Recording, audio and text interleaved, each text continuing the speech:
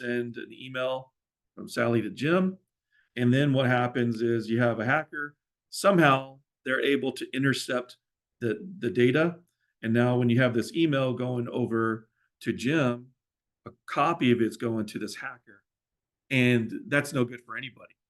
First and foremost, it's worth noting that Sally should never have sent the email. The information was not supposed to be released unencrypted.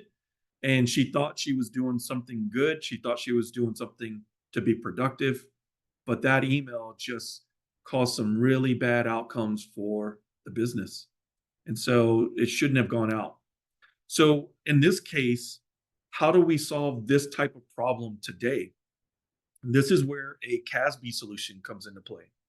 So what happens now is that email gets inspected by the CASB, and the CASB will say, you know something?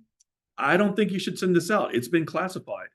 So what will happen is that email never really goes out. So you can delete the email never goes out, it gets removed or quarantined pending investigation.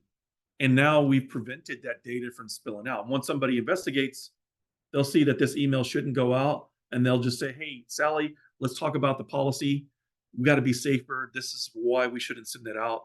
Please be more careful, right? But we prevented that data from going out. And that's what a CASB can do, not just with email, but with your storage, like S3 buckets, if you're familiar with that, or Dropbox or box.com, OneDrive, et cetera. Like there's a lot of, we have more than 40 different SaaS applications that we integrate with.